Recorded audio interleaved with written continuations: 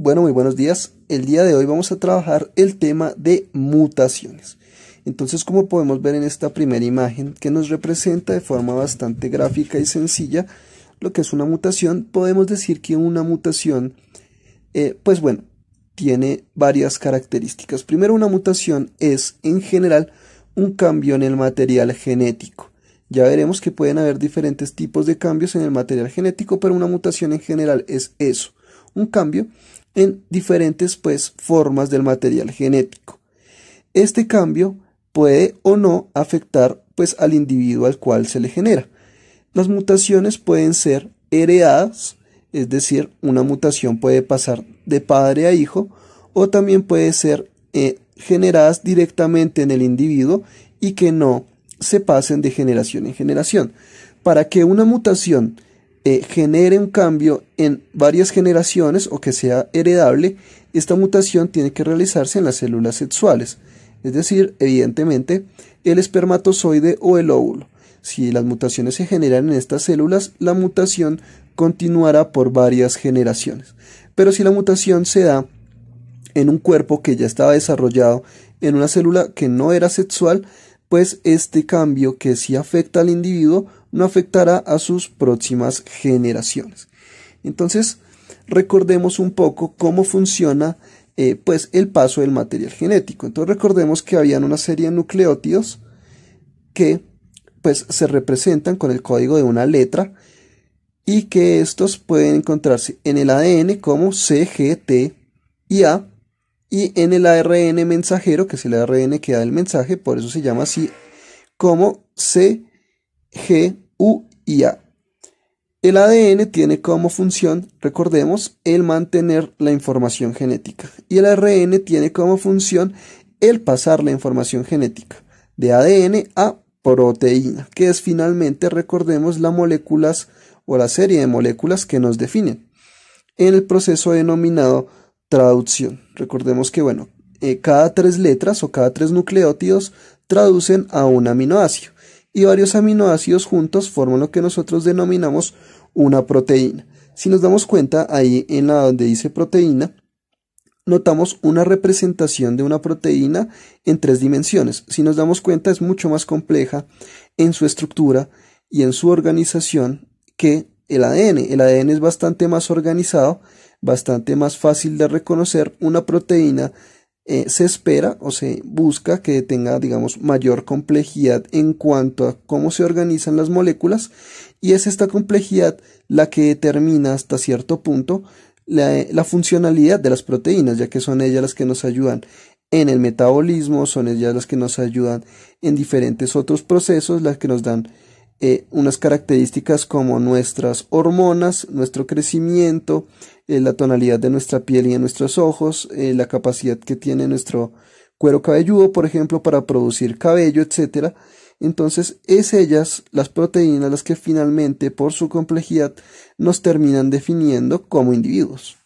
Ahora, vamos a mirar nuevamente un poco el proceso. Entonces, recordemos que tenemos unos nucleótidos que hacen parte del ARN mensajero y cada 3 nucleótidos nos traducen un aminoácido. Luego juntamos todos los aminoácidos y eso nos produce una proteína completa, que es finalmente, como dijimos, la que nos define. Ahora, si nosotros empezamos a realizar cambios en estas letras de los nucleótidos, evidentemente el aminoácido que se produzca va a ser diferente. Y si eso sucede, la proteína al cambiar nos va a cambiar las características.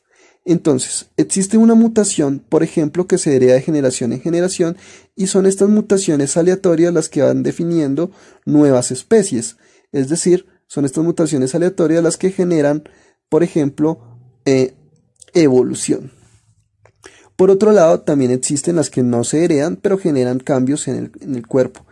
Es decir, por ejemplo, en el caso de radiación, la radiación nos genera mutaciones en nuestro material genético y eso evidentemente genera cambios en la estructura de la proteína, y esos cambios nos pueden ayudar pueden ayudarnos a mejorar ciertos procesos, o por el contrario pueden ser bastante perjudiciales. Entonces, algunos cambios en el material genético, algunas mutaciones generan principalmente lo que nosotros denominamos mutaciones negativas, es decir, pueden dañar órganos, pueden dañar células, lo que nosotros denominamos cáncer, ¿sí? Se genera principalmente por mutaciones en el cambio genético. Ahora, hay diferentes tipos de mutaciones, diferentes tipos de cambio. En este caso, por ejemplo, estamos hablando de el cambio molecular. Este es que haya un cambio en una o más letras, es decir, en la información como tal del material genético. Entonces, en este caso vemos, por ejemplo, que AT cambió a ser CG. Y como nosotros sabemos que eso también podría generar un cambio en el aminoácido, pues es una mutación, ¿no? Ahora, está también el cromosómico. Recordemos que el cromosoma es una estructura súper enrollada del ADN, ¿sí? Que tiene como pues, función guardar todo el material genético. Entonces recordemos que el ADN es una hebra, ¿no? Muy larga, y pues para que pueda caber en el núcleo, lo que se hace es enrollarse en cromosomas, que son pues empaquetamientos de ADN en forma de X. Entonces, un cambio cromosómico sería que empiece a agregarse más ADN del que debería haber o a perderse ADN, y pues cuando el cromosoma, digamos, gana más información o pierde información, pues la proteína o los genes que tiene el cromosoma van a empezar a modificarse, y eso genera pues evidentes problemas en pues el cuerpo o la proteína que se esté creando. También está el genómico. Entonces nosotros, por ejemplo, los seres humanos, tenemos un máximo de, pues, 23 cromosomas en nuestras células sexuales o 46 cromosomas en nuestras células somáticas, en nuestras células del cuerpo. Entonces acá vemos que cada 2 cromosomas hacen parte de un espacio. Entonces los primeros 2 cromosomas están en el espacio 1, los siguientes 2 cromosomas están en el espacio 2, etcétera, etcétera, etcétera. Como dijimos, nosotros tenemos 23 pares de cromosomas, pero en este caso nosotros vemos que hay, pues sí, 23 pares de cromosomas, pero en el par 21 hay un cromosoma extra. Esto se llama trisomía, es decir, lo que se hace es agregarse un cromosoma de más o un cromosoma menos en nuestro material genético. Evidentemente, esto pues generará grandes problemas en nuestra información como tal, y esto genera más que todo enfermedades.